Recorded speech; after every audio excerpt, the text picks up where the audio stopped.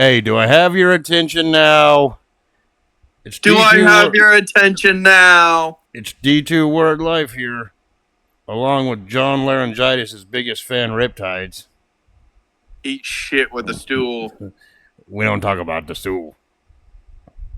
Fuck you. And today we are reviewing the Money in the Bank 2011 event that took place on July 17th, 2011. I am the voice of the voiceless. You're the voice of the anime weebs. What are you talking about?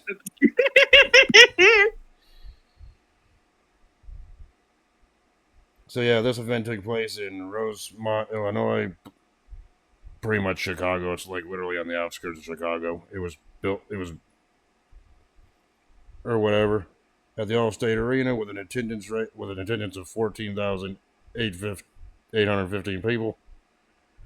And let's get it started.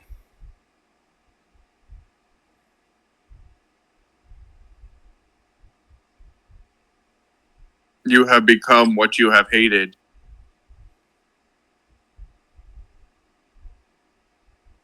Anyway, the opening contest for this event. Actually, no. Before we even get to that, so what do you think about the opening hype package with the whole John Cena and CM Punk feud main event going into it? It was good. Do I have your attention now? Do I have your attention? Do I have your attention?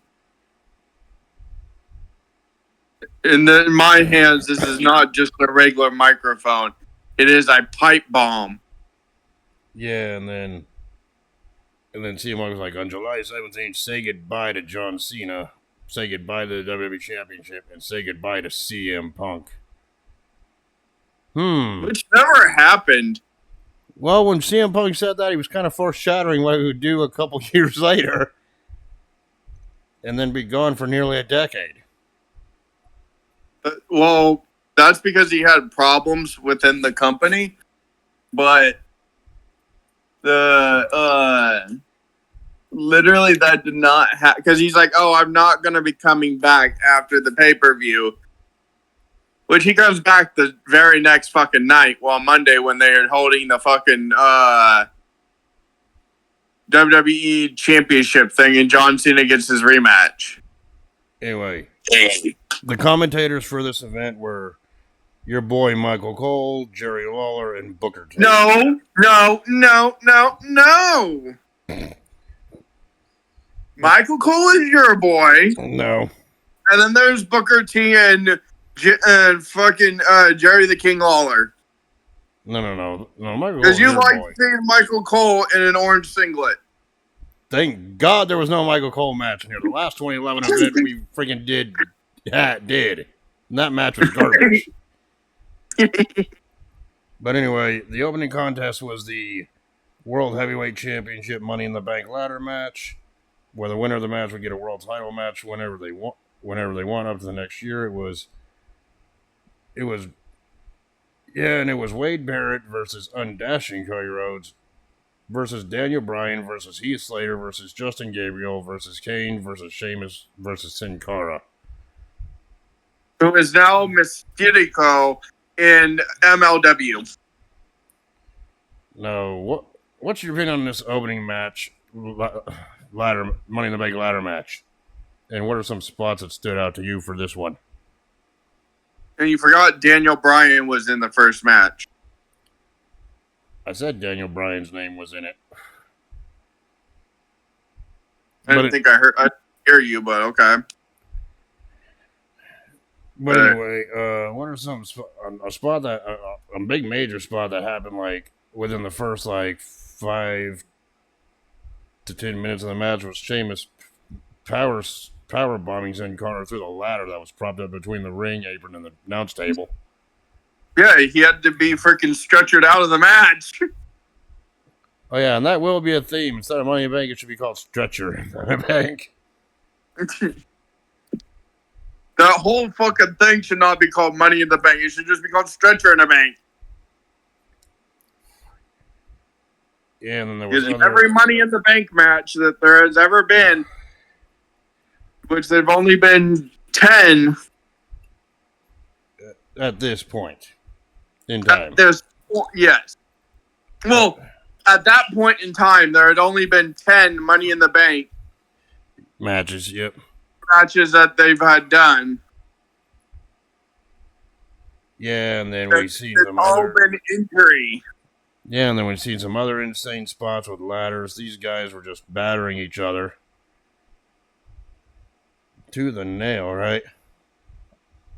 Dude, it was a straight on fucking street fight. No, it should be street fight in the bank. Because that's what it was. It was just a fucking street fight. Yeah, and Kane got taken out with a 450 splash after being attacked by the other wrestlers here too. By the way, He got taken out by Justin Gabriel with the 450. It's like Barrett, Rhodes, and Bryan were the only three in the ring at one point, and Bryan and Rhodes are on the top of the ladder when Daniel Bryan put Cody Rhodes in the guillotine choke submission hold at the top, taking Rhodes out of the equation while Wade Barrett tried to sneak up near the end and try to take the briefcase only for Bryan to freaking repeatedly hit elbow strikes to Barrett's head, and Bryan then kicked Barrett into the head off the ladder, and then Daniel Bryan won the match by retrieving the briefcase. Yep. And this was actually a good opener for this event. I mean, I could have gone spot for spot, but we'd be talking about this dang match for like 20, 30 minutes straight. And we still got the SmackDown Money in the Bank, or no, that was the SmackDown Money in the Raw Money in the Bank was brutal. Yeah, and we'll talk about that when we get to it. But your thoughts about this ladder match, or the SmackDown Money in the Bank ladder match that kicked off the show here? It was good. It had its ends and flows. Yeah. Odds and ends. It didn't feel like the same TV were in the ring for very long, with other people coming in at certain intervals. Yeah. And it was all good and fine. But Daniel Bryan won the Money in the Bank ladder match. Of course, we would know where this would end up going later on. Yeah, to become a feud with a certain other superstar at this pay-per-view. Yeah. I mean, Daniel Bryan would go on to cash in that Money in the Bank contract, win the World Championship, and then lose it in 18 seconds. We'll review that WrestleMania when that happened, when we decide to. Yeah. But either way, this was a great start to the show. And, it looked like anybody could have won this one, honestly. Yeah. But, in the end, Daniel Bryan won it, so... Moving on to the next match. Well, before we even get to the next match, they showed Vince McMahon and your boy John Laryngitis arriving to the arena. No, he's your boy. The brother of the Road Warrior. Just because I can talk like him doesn't mean he's my boy. Just because you can do people power. But anyway, we move on to the next match, which was for that dreaded Divas Championship. Ugh. It was the Divas Champion Kelly defending against Brie Bella, who had Nikki Bella at ringside. And Kelly had Eve. And Kelly had Eve at ringside. I mean, was this women's match as bad as it was, as women's wrestling was in the 90s and early 2000s? No, but was it like what we would see today? No, but it was kind of the start in that direction. But it was kind of the decline. Yeah, because I've seen better women's matches in the modern day, but I also seen worse women's matches in the old reviews we did. Yeah. So this was kind of like mediocre in the middle between the bad crap and the new stuff that we get. And it was like a very short matchup for the most part. There was some good wrestling there back and forth, but Nothing to write home about, really. There really wasn't any spot that stood out in this match to me. What about you? No. And it all ended when Kelly won the belt performing her K2 finisher maneuver on Brie, and that was it. To retain the championship. Yep. I mean, it served its purpose at the time. It just felt like a match that was there. It certainly is not the match of the night, but it served its purpose. And then Michael Cole being a dick like he always was. And then you had Jerry Lawler being the hound dog that he was. Yeah, but he was defending Kelly though. Yeah.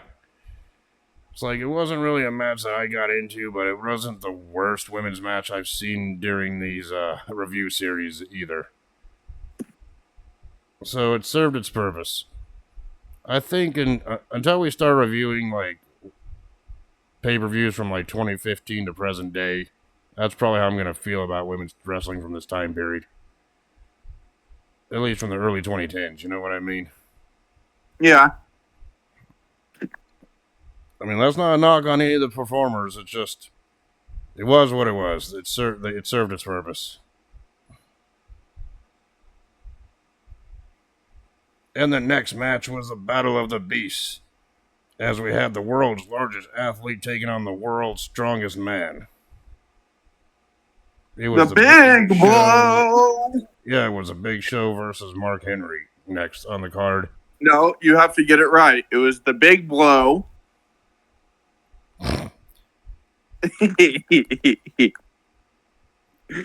God damn it, it was the Big Slow taking on freaking... It's like Chocolate O. Henry. Chocolate O. Henry. What, have you ever heard of those O. Henry freaking chocolate bars? Those things are delicious. Yes, I know. But you said Chocolate O. Henry. And at one point, freaking Mark Henry's old gimmick was sexual chocolate, so it works. Am I right? Where's the lie here? Right? Yeah. But this was the start of Mark Henry's Hall of Pain gimmick, where he got more serious and more ruthless in the ring, which elevated him to main event stardom. Well, that's because the Big Show fucking knocked his ass out. Yeah, and this is what helped. And the Hall of Pain gimmick is what really helped Mark Henry elevate himself to the main event scene. Well, that's because he was just a floater. And then right when Big Show knocked his ass out, he said, fuck this shit. Started being more aggressive, beating up stage handlers, and totally destroying Big Show in the process. Yeah. And this match I'm not rating this match on a classic or technical thing or anything. It was just two big strong men just going at each other, slugging it out. Of course, near the end of the match, it was kind of cool to see Big Show do a move off the top rope. So you don't see very often. Well, you never see him get off his feet. But then Mark Henry was able to hit Big Show with the world's strongest slam at one point. Big Show kicked out. But then Henry hit him with the world's strongest slam again, and that's what put Big Show away. Yep. For the 3 count. After a so-so back and forth battle for two big strong men. Well, Big Show tried to hit him with the KO punch. Yeah, and that didn't work. But then after the match, Mark Henry continued the assault on the Big Show by Pillmanizing Big Show's ankle by doing a Vader bomb with the steel chair on Big Show's ankle, which meant Big Show had to be stretchered out. And I just like the fact that Michael Cole's like, oh, Big Show's thigh is huge and Mark Henry's is huge. I'm like, why the hell are you measuring their thighs? You weirdo. Let's get to business. But anyway. So yeah, Big Show had to be stretchered by the same freaking same stretcher cart that we seen the Undertaker get hauled off with during the WrestleMania 27 review. Yeah. since Big Show's way too big to be on a regular stretcher. Well, he also weighed too much to be on a regular stretcher. Yep. That's why I said this freaking pay-per-view had to be renamed Stretcher in the Bank. We had two gigantic, beefy men that weighed Slapping over men. 500 pounds. Yep. I mean, hell, in the words of Simon Miller from What Culture, this match was two big, meaty men slapping man meat. Right. And in the mortal words of Tyler Perry when he was playing Uncle Joe, help me. Help me. Can't you hear the floor? It's literally creaking saying, help me. Help me. But anyway, like I said, this match served its purpose. It wasn't the best match I've seen on this card. We'll get to that one later. But, you know, just like the women's match before, it served its purpose, and it established Mark Henry going forward in a main event status, giving him that rub. Like I said, he was just a floater because he was kind of losing his edge, and then when Big Show beat the shit out of him, he literally said, fuck this shit. I'm going back to what I was.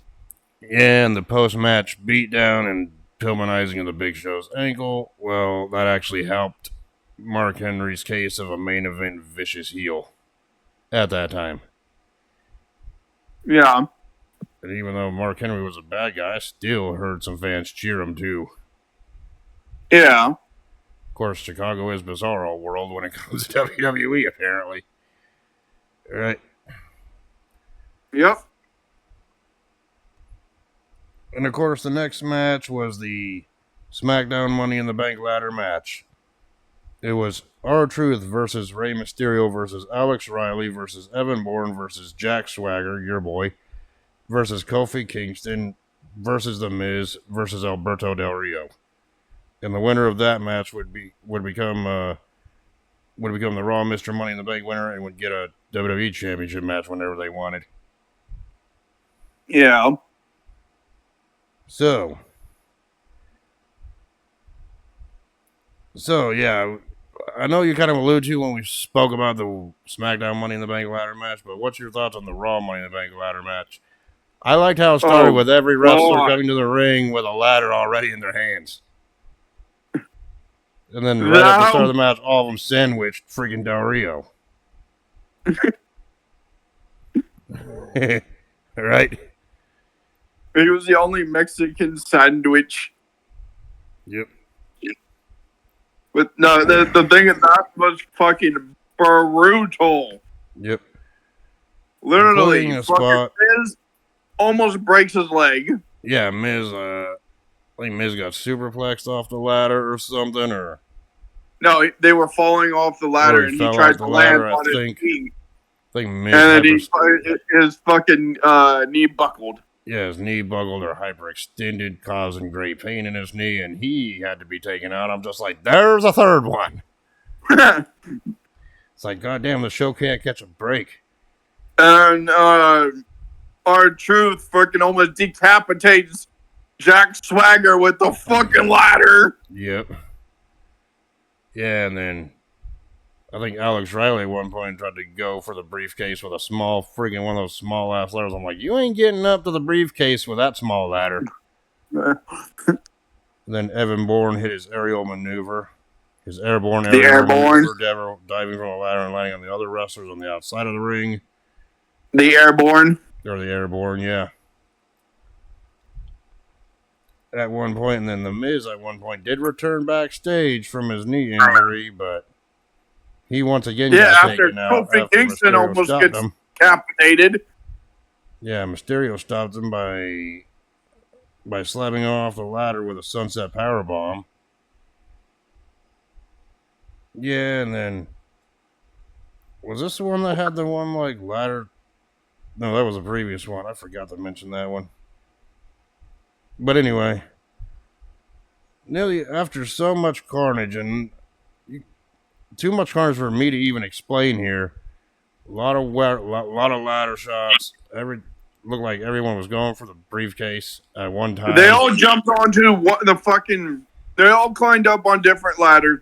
At once. They were beating the shit out of each other. The freaking ladder falls. I forget who was on the ladder with Kofi Kingston. Oh, it was Jack Swagger who was up there with Kofi Kingston. Jack Swagger and Kofi freaking get tipped over. And Kofi almost gets decapitated by the freaking rope. Yeah, Kofi Kingston almost gets decapitated by the freaking rope. But I think the worst out of that was Swagger, because it looked like Kofi Kingston landed all of his freaking weight on the Swagger's chest. Falling too, taking them out of action.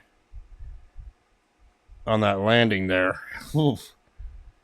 It's like, Jesus Christ. I'm like, okay, that's 5 now injured. Right.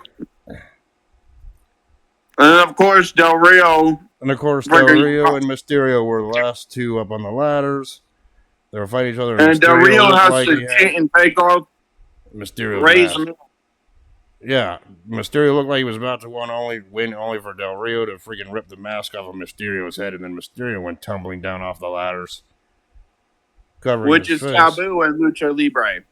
Covering his face, and then Del Rio then set up the same ladder after all of them tipped over, and then he went to unhook the briefcase to win the match and become the Raw Mr. Money in the Bank. And if you guys didn't know, removing a luchador's mask, even though we already knew that Rey Mysterio had lost his mask to Eddie Guerrero. No, he lost it to Scott Hall and Kevin Nash years ago, but either way, he was unmasked in WCW for a period. Yeah. But in WWE, when they called the Lucha Council, they said Rey could get his mask back because he didn't lose it in Mexico. In a mask versus mask match down there. So yeah, Del Rio revealing the face of a luchador is taboo. Del Rio was a ladder match. Afterwards, he got interviewed in the back right after this next matchup, but I'll mention it here. He said, "Oh no, I was supposed to be #1 contender for the WWE Championship a couple weeks ago.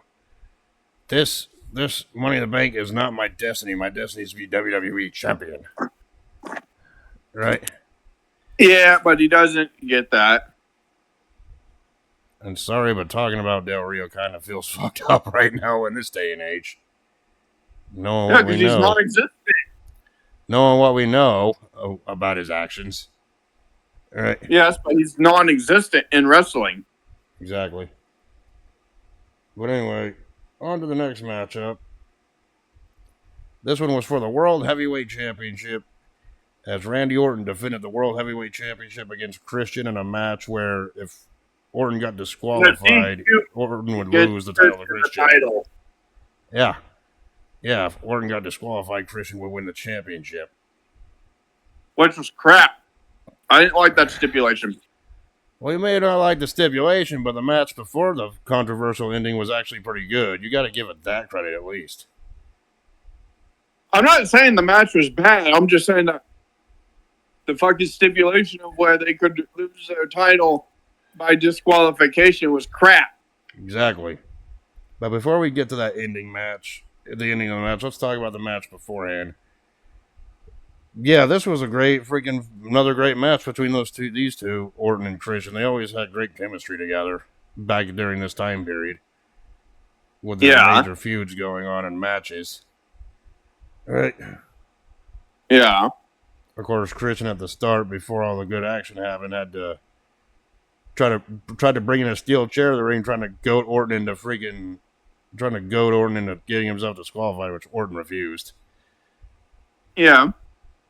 And then there was a bunch of back and forth actions in this one. At one time, Christian even performed a kill switch, but Orton kicked out. Orton performed an RKO. Christian kicked out. And it was a straight up back and forth action. I mean, you couldn't tell who had the momentum. It was it was starting to be a great match. You know what I'm saying? And then Christian had to be but near the end of the match, after a great back and forth match, what are some spots that stood out to you before the controversial ending? It was a good match where they were beating the crap out of each other. Of course, no one had Of the course, advantage. Christian tried every tactic in the book to Win, get Randy disqualified. which didn't work until the very end. Yeah, Orton hit a draping DDT. I remember he was. Then Christian went up into the corner like a little coward. He had spat in Orton's face, which to me that looked more like he spat in Orton's mouth. Yes. I was fucking like dry heaving seeing that. I'm like, oh god. And then Orton just snapped, freaking just started beating the highly hell out of Christian. The referee like back off, and then Orton kicked Christian right in the dick. Took him to Dick City, and that's when the referee was like, "Screw it, you're done, disqualified." And because of the stipulation, Christian was named the new World Heavyweight Champion. Yeah. But his celebration did not last long because the beating then continued. Well, and again, Michael Cole jumping on the Christian bandwagon. Yeah. I mean, it was a great match, but the ending kind of dragged it down. But then, after the match, I mean, Christian may have technically won the battle, but Orton won the war. He hit him 3 times with the freaking RKO. I think he hit it. No, I think it was twice, but whatever. No, he hit him twice. He beat the shit out of Christian on the outside, then gave him an RKO on the announce table, which did not break. This is the time when the Spanish announce table was fighting back. He hit him twice with the RKO outside. Yeah. And then he was leaving, and then everyone was cheering for one more time. So he runs all the way back. And then gives Christian another RKO through the table. On the table. Throws his ass on the Spanish announce table. Again. And then just literally does this little thing he does in the air, and then just fucking drags his ass down. So, needless to say, Christian may have technically won the battle, but Orton won the war.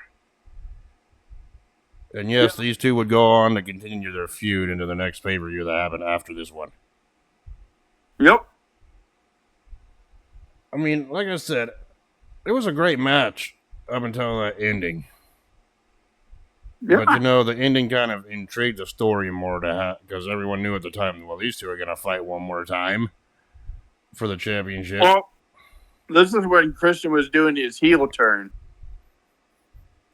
And yes, we knew back then you were a peep, just like you're a fan of Christian's now. Nope. Yes, you were a peep. You were a yellow marshmallow bird. I was a marshmallow bird. When the fuck did I gain existence?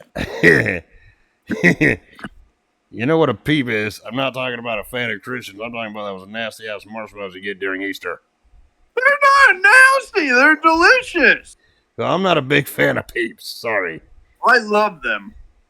That's because you are one as a Christian fan. Fuck you. Peeps are delicious. But a match that had a good ending that wasn't crap, it's the main event that we're going to be talking about now. And saying that the crowd was one-sided for this main event is understatement. Because it was Chicago. No, they had their fans. Yeah, and the story that they were telling is that CM Punk did not sign with another contract again, and by the end of the pay-per-view, he'd be no longer under contract, which, let's face it, that was a lie, because in reality, he signed a new deal right before the show. No, he signed it right after or a couple hours before the main event, or after the show, whatever. After the show, because he came back the next night on Monday when they were doing the WWE title thing. No, that was 2 weeks later, but we'll get to that. That was about 2 weeks later, but we'll get to that. We'll talk about that when we get to it. The final match was John Cena putting the WWE Championship on the line against Chicago's own CM Punk. I can't really talk today. Right? Yeah, but I like his Punk personality theme song better than his other one.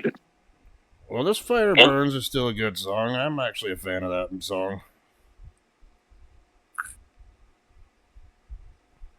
But a little fun fact: this was the final like match that CM Punk had, where he came out to the "This Fire Burns" theme song. Yeah. Maybe as part of that contract he signed, maybe he goes, "I want Cult of Personality as my entrance theme," and get the rights to use that after this Yeah. event. Maybe that's what part of the deal was, which is the entrance theme he's got now, right? Probably. And in this match, if John Cena lost, he'd be quote fired, which we all know did not happen. Yep. Even if he lost, that wasn't going to happen. No, he was the golden boy. But Jesus Christ, this match was fuck. If we tried to go for it spot for spot, it was not a normal John Cena match. John Cena was in it. John Cena was in a fight, and he knew it. Right? Yeah. I mean, this match. It's like this. They went back and forth with everything. Neither man had the advantage for a long period of time, or no one ever thought there'd be an obvious. There wasn't any indication that an obvious winner was going to be in this one. Yeah.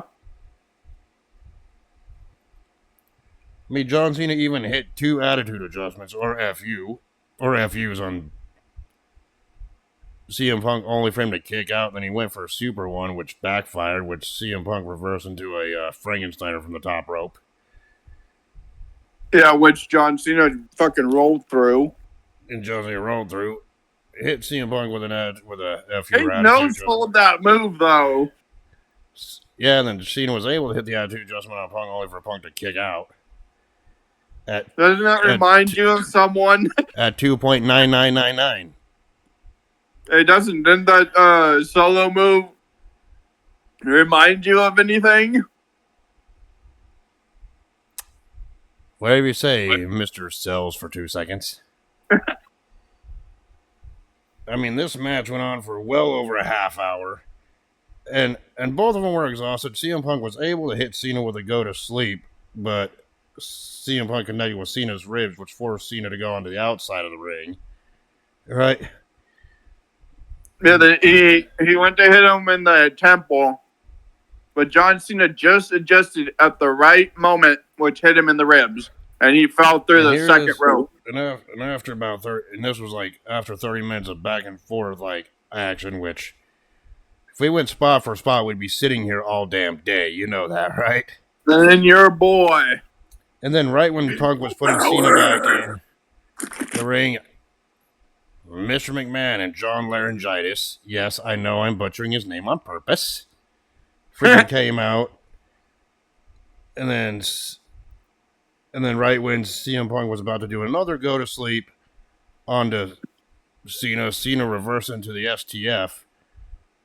And Punk tried to get to the ropes a couple times, but Cena yanked him back. Only for Mr. McMahon trying to be like... Only for Mr. McMahon to try to signal to the ring people. Try to reenact the screw job, right? He was doing the Cincinnati screw job. And yeah, he was trying to do the Chicago screw job. They weren't in Cincinnati, they were in Chicago. Okay, whatever. Only for Cena to blast him. To get off of CM Punk, and he blasted Laurinaitis in the face and then yelled at McMahon, "We're not doing it that way. Right? We're doing it my way." Yep. And right when he said that, Cena got back into the ring only to eat another go to sleep from CM Punk, and this time Punk got the 3 count and won the WWE Championship here.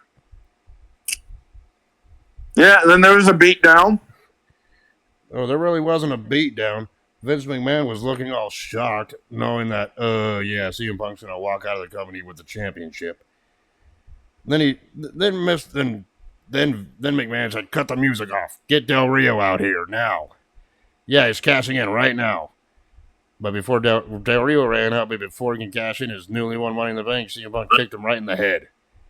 And then CM Punk escaped from the arena through the crowd, holding the WWE Championship high above his head, and that's how the pay-per-view went off air. Yep. Oh, God. So your thoughts about this main event? It was good. It still holds up.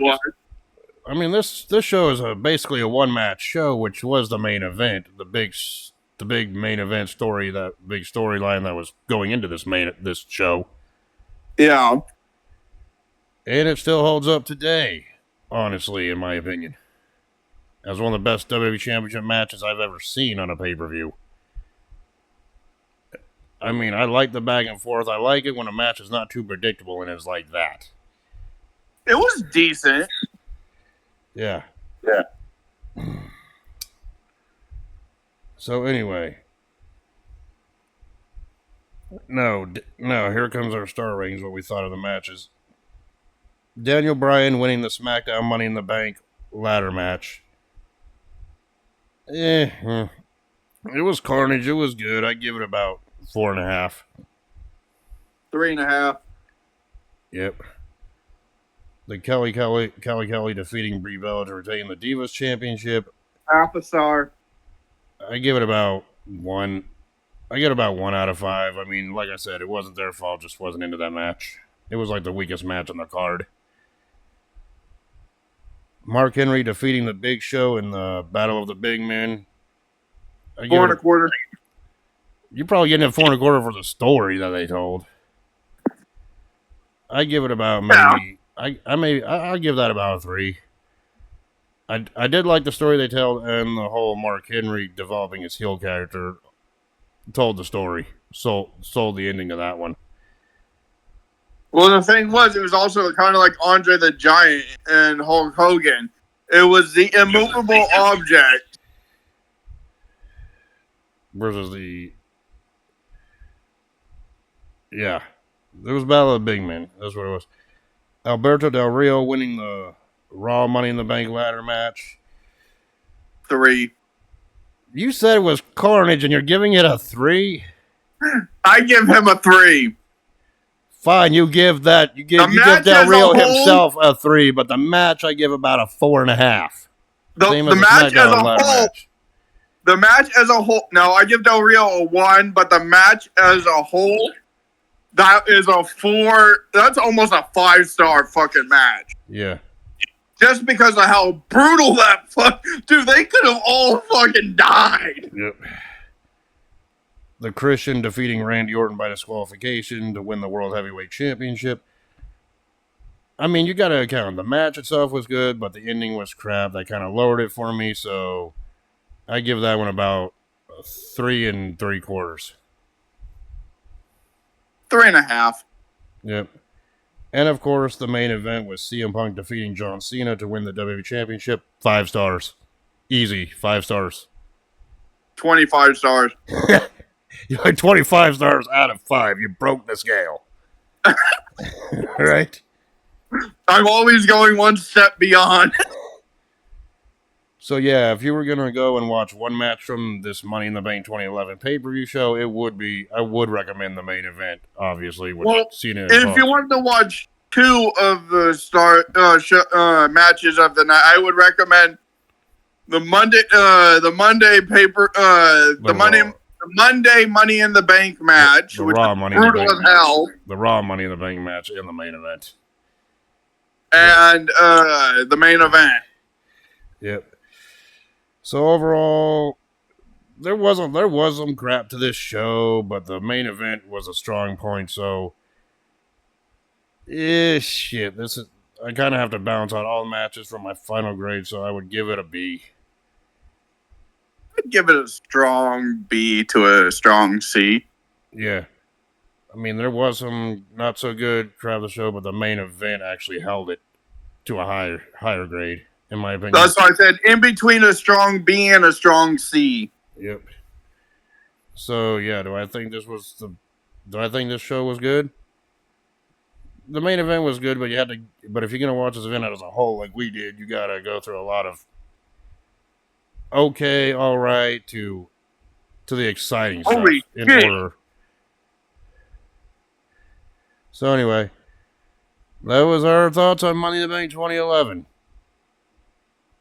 So, what is the next review we're going to be doing next week? It's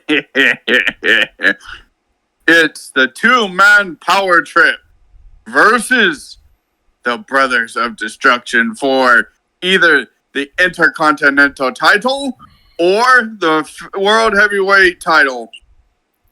So you're saying the main event of the next one's gonna be Austin and Triple H versus Taker and Kane for the W Championship, the Intercontinental Championship, and the Tag Team belts. Yes. So in other words, the next review we're gonna be doing is Backlash 2001. Yes. The pay-per-view that happened a month after WrestleMania 17. Yes. Anyway. Because I like the lead up to it where fucking Taker literally throws fucking Stone Cold Steve Austin through a plate glass window. Yep. And that's going to be a good show. And then beats his ass in the back of an ambulance because he's all like, he's the driver. He's all like, "Hello, boys." I remember Austin talking about that when he goes, "You know how bad it was for me not to bust up laughing hearing that." I remember a shoot interview where Austin said that to Taker. Right? Well, yeah, because Taker was serious, and then all you hear is, "Hello there, boys." It'd be hard not to laugh at something like that, right? But anyway, because that was a serious moment, which was fucking hilarious as well. It's like he just beats his ass, yep. And literally, freaking just saying, "Hello there, boy," and they're like, "Oh my god!" Triple H so like, "Oh shit," and then you had Austin. You could tell by the look at his face when he was on that stretcher. He goes, "Oh my god, son of a bitch, don't laugh." Right? Yeah. He was holding it in during that whole beating. He's like, I don't think I would be able to in a situation like that. Yeah, because you got your ass kicked, got thrown through a plate glass window, and then all you hear is someone say, "Hello there, boys." Like, what the fuck? But anyway, Backlash 2001 is our next pay-per-view review next week. And I hope you enjoyed our review for Money in the Bank 2011. And I will talk to you all in the next one. Peace. Doses. Do I have your attention now?